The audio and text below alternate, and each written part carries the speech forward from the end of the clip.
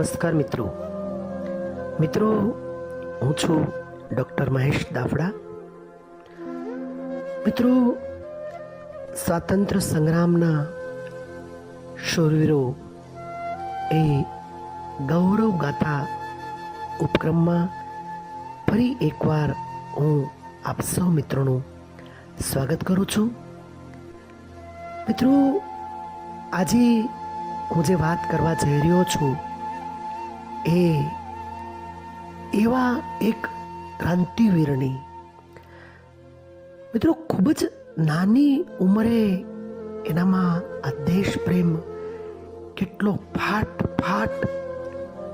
થઈ રહ્યો છે એ વાત સાંભળીને પણ આજે આપણા આ રૂવાડા એ ઊભા થઈ જાય છે. એવા એક મહાન ક્રાંતિવીર મહાભારતના આ લાડકવાયની કથા હું આપની સમક્ષ પ્રસ્તુત કરવા જઈ રહ્યો છું. અને એ નામ છે ખુદીરામ બોઝ.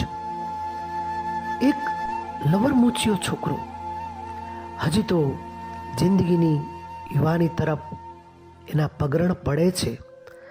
માત્ર 19 વર્ષની ઉંમરે તેનામાં ભારતની આઝાદી માટેનો એક અલગ તરવરાટ જોવા મળે છે.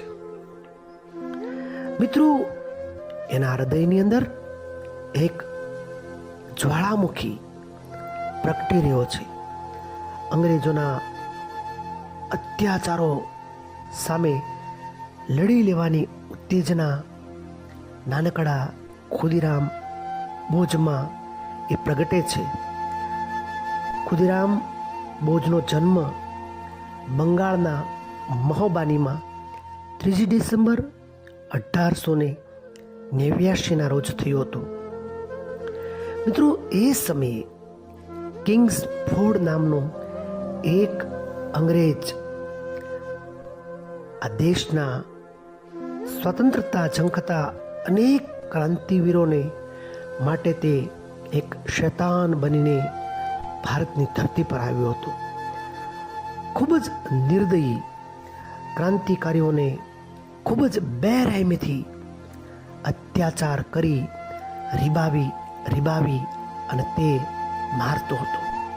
મિત્રો, આ અત્યાચાર આપણે જોઈ પણ ન શકીએ એવો અમાનુષી અત્યાચાર કિંગ્સફોર્ડ એ કરી રહ્યો હતો. મિત્રો, નાનકડા ખુદીરામ બોઝે આવા વિલનને હંમેશને માટે પરલોક પહોંચાડવા માટેનો સંકલ્પ લીધો. 1908ની 30મી એપ્રિલનો એ દિવસ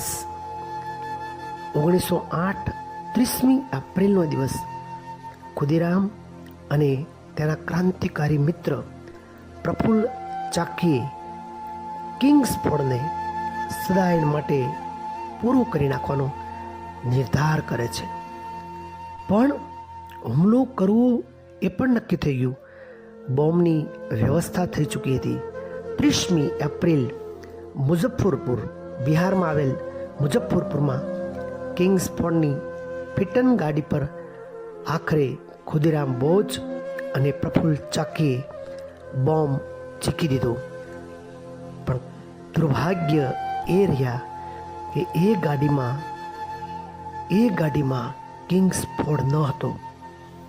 તેમાં માત્ર 2 અંગ્રેજ મહિલાઓ જ બેઠી હતી અને બંનેના મૃત્યુ થયા.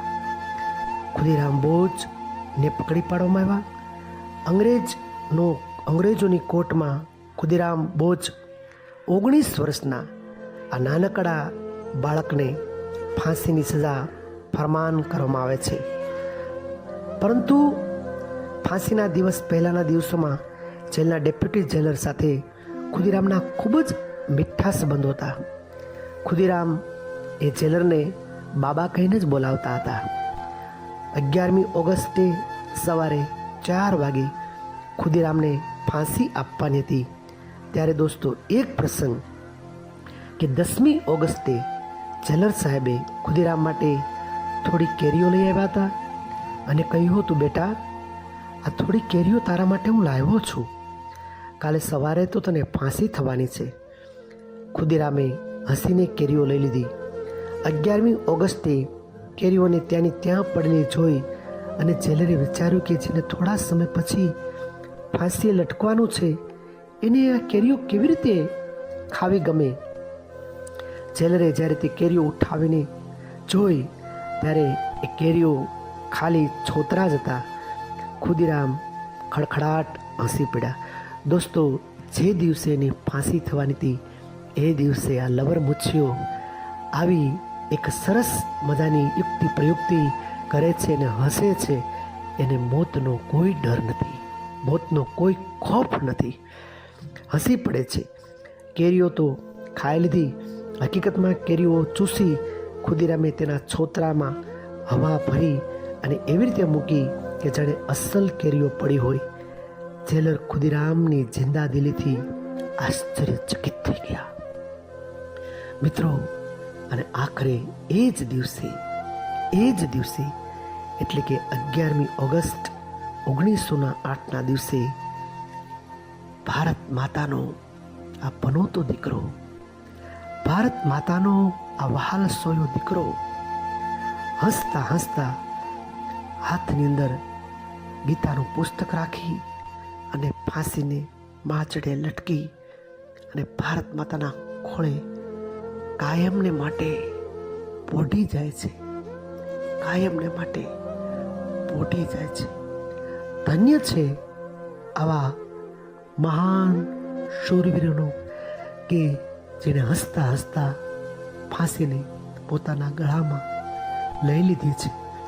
દોસ્તો, આપણે પણ મા ભારતીના ઋણ માટે કંઈક કરવું જોઈએ, કશું જ કરવું જોઈએ.